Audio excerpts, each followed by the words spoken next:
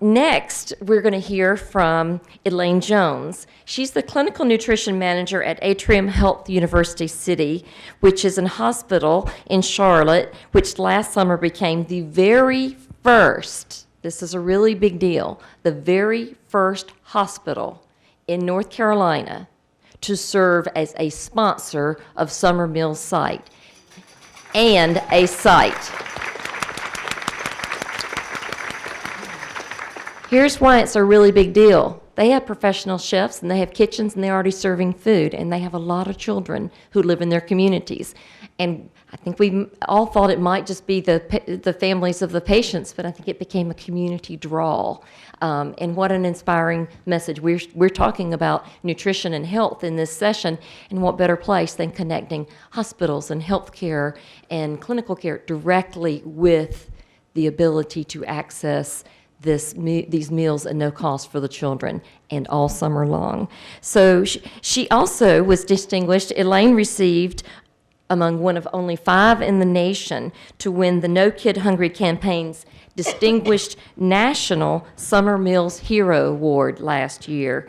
And we're excited that she received that award, and we knew she deserved it all day long, and we're just really excited to see where this program is going to go. One hospital to who knows how many more. But before Elaine starts, we're going to show a quick video that we created at her hospital showing you, when people immediately say, how does that work in a hospital? Well, we created a video that was step-by-step of here's exactly how it works. So roll the video.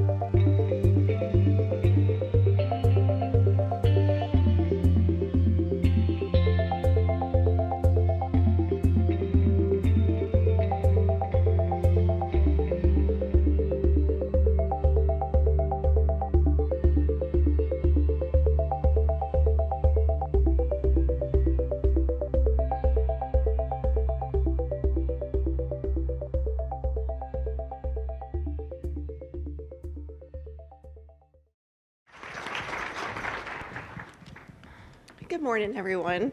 I'm so excited to be here. First of all, last year I came in, I think I got here probably a little late, and ended up sitting over there the whole time. And this was before we had decided to be a sponsor and launch this program for the entire summer. And I was writing notes like a mad woman, snapping shots of every screen that came up with ideas. And it motivated me beyond what I thought was possible. And that's one of the reasons that we were able to be so successful, I feel, this last summer. So I'd like to kind of take you through in detail exactly what it took for us to make this happen, and kind of where my journey and our hospital journey has been regarding nutrition and the community.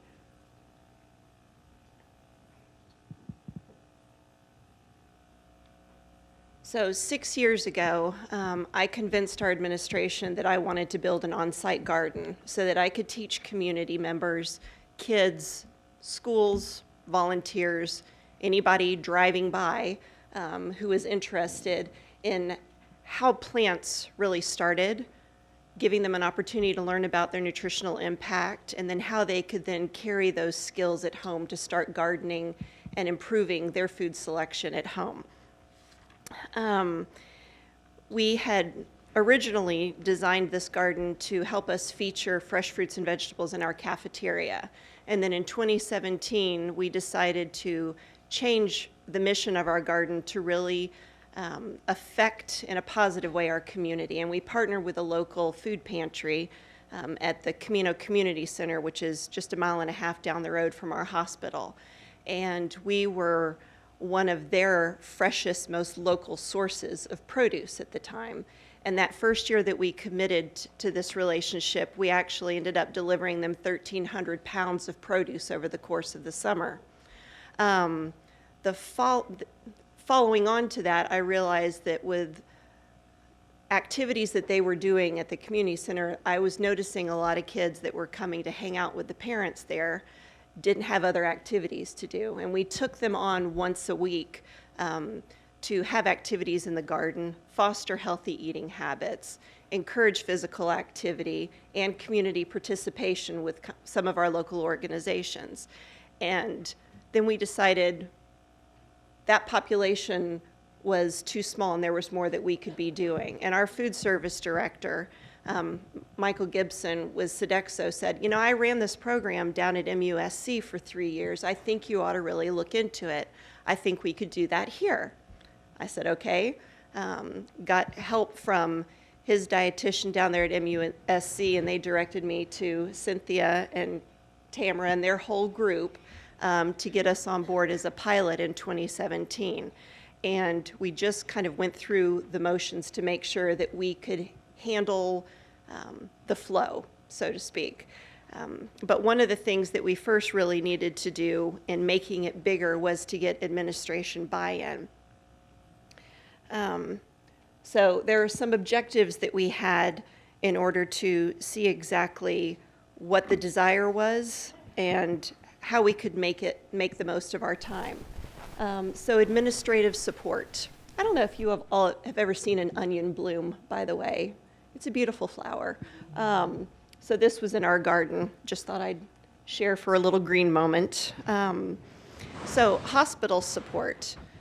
I have developed a little bit of a reputation at our facility for thinking outside of the box and sometimes coming up with some really crazy things that I have come to understand that a lack of knowledge is what inspires a lot of fear when they just don't know.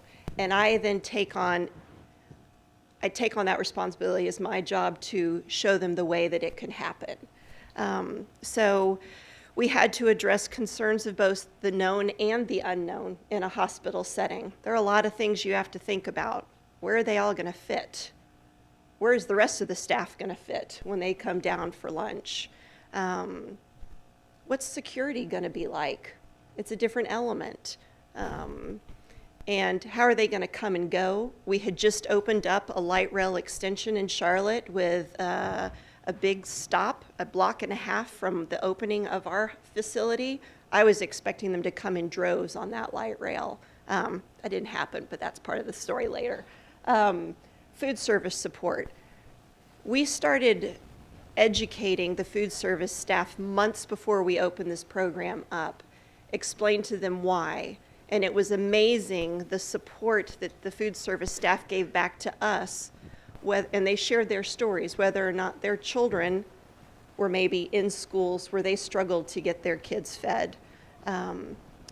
They themselves had possibly participated in programs like this or had wished that there were programs like that around when they were kids. Healthcare system support. So as we got administration buy-in, we then started talking in our department managers meeting every month and presenting local statistics about the number of children that were hungry and what the true need was in our own backyard. and commissioned all of them to be advocates for this program, whether they saw kids on the floor that were visiting patients down in the hallway, and to really make sure that they were making connections with these kids. And we also fostered and tried to manage their expectations about what the summer was going to be like in our cafeteria. Many of them had not been in a school cafeteria for a while, and our volumes definitely were going to change. Marketing support, it was another big reason that we were so successful. They helped with our flyers and our media, our IT, and also made sure that schools were aware of our program, and helped us with our kickoff events and with our celebration. Okay. So after we got hospital buy-in, I went to our community partners. We are blessed to have a library that actually sits on the same campus that we have. So they were a natural go-to. I went to them, had a little meeting, and they said, what can we do? How often do you need us? What do you need us to commit to? And they committed to 2 days a week for 11 weeks straight during the summer to come set up reading stations, to have organized story time, and to have crafts with the kids. They also offered books that corresponded with the summer reading list for all the children that would be on site. Okay? Then we also have our wonderful CMPD officers. These are community engagement officers that had helped me the summer before in our garden with the kids from the Camino Community Center. And they said, we would like to come by. We want to bond with the children. But I asked them, are you seeing any other additional needs that I could be missing from inside the walls of this hospital? And they said, yes, actually, we are recognizing that in the community there is a large growing gap when it comes to children and an appreciation of elders.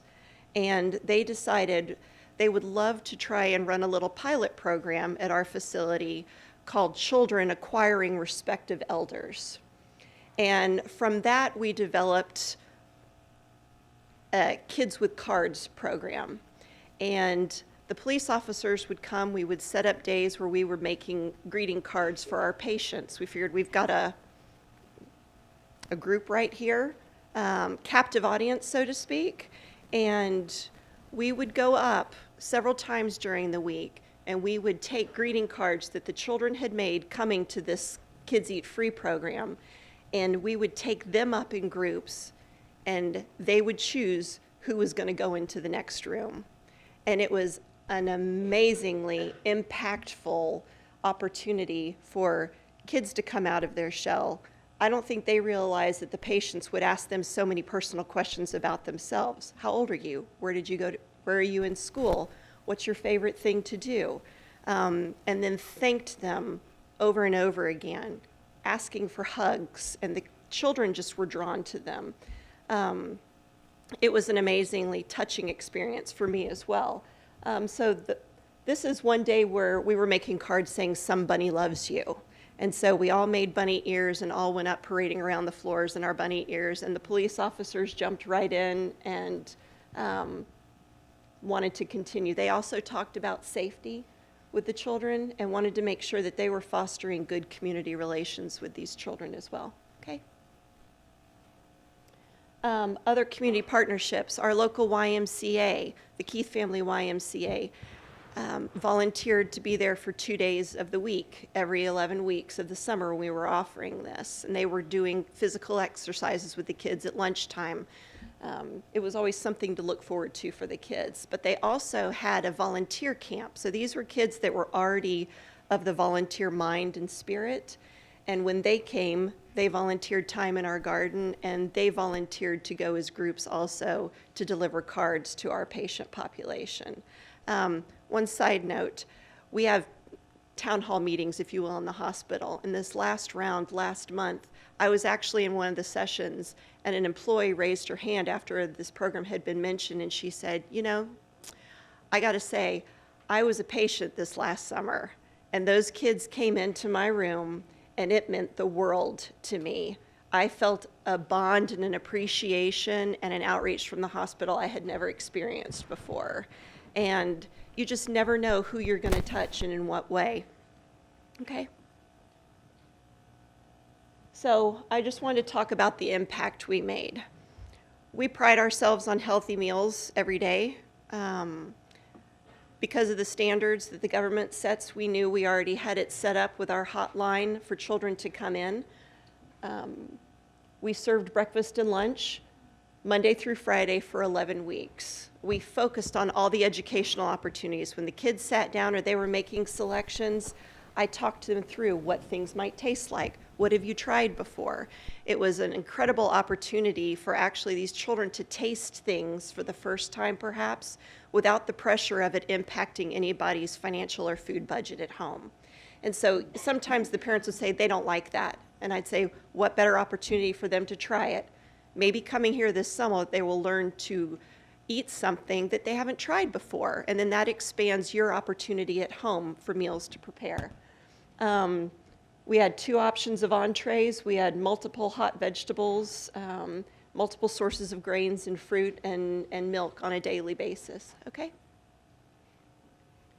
So this is the impact we made.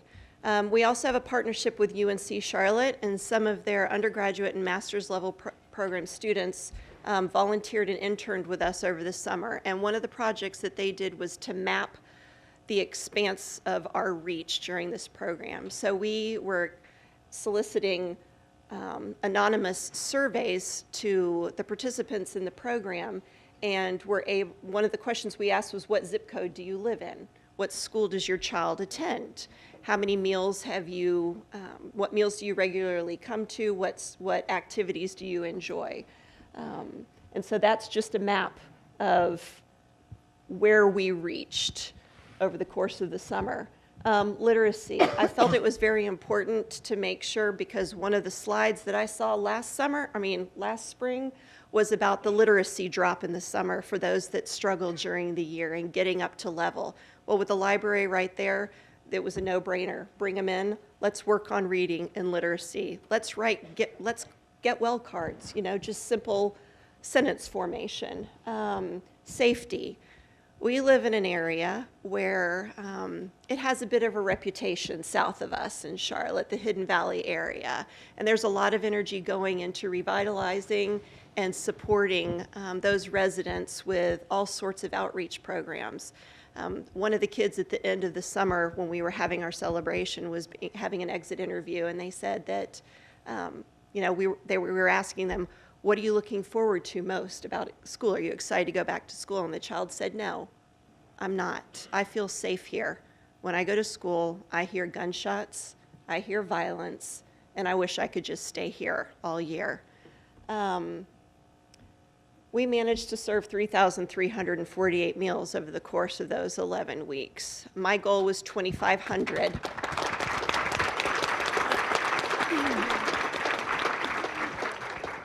And as the map shows here, we touched 12 different zip codes with the program, okay? I took some quotes from the kids. I like being nosy as I walk around and interviewing them. The eggs are the bomb.com. I love that. We've served family style, if you will. If you noticed in the video, we noticed in the third day that we were struggling to get people through the line. I don't know if you have recently been to a cafeteria with 3 to 5 children and the indecision and brain warp that happens when they step up to make a decision. So we eliminated that process and took care of it by having slips with the menu on it every day, and we would service them at a table after we seated them, take their order, and then that would be one person standing in line getting the meals prepared. So one of the grandkids said, Grandma, this is like eating at a nice restaurant. This woman spoke to me at the very beginning of the program, and she said, what people don't understand is all the grandparents that are taking care of their grandchildren over the summer. It's a lot on somebody with a fixed income. It's a big burden. I've got these 5 grandchildren. I'm trying to do what's right for them and do the most, and this is a gift for me to be able to come here. And they came breakfast and lunch a lot of the times, which I loved. But just things that the average person doesn't necessarily think about or is exposed to. The best meatloaf I ever had. And then God bless you for your thoughtfulness. To us, it's a no-brainer. We're there. It's our goal. It's our mission every day. Go ahead. So I also wanted to do little exit interviews with the kids coming down with the cards. I asked them to summarize their experience in one word. So I just want you to reflect on some of these words for just 2 seconds, because then I have to wrap up in another 2. I found it fascinating what their takeaway was from that experience and exposure and doing something good for somebody. Okay? This is my closing remark. To me, it's more than a meal. The love I was able to give without expecting to receive it was amazing over the course of the summer. What the hospital doesn't know is I'm actually running a summer camp in a healthcare facility, and it's glorious. It's on the down low, so don't tell anybody. But thank you.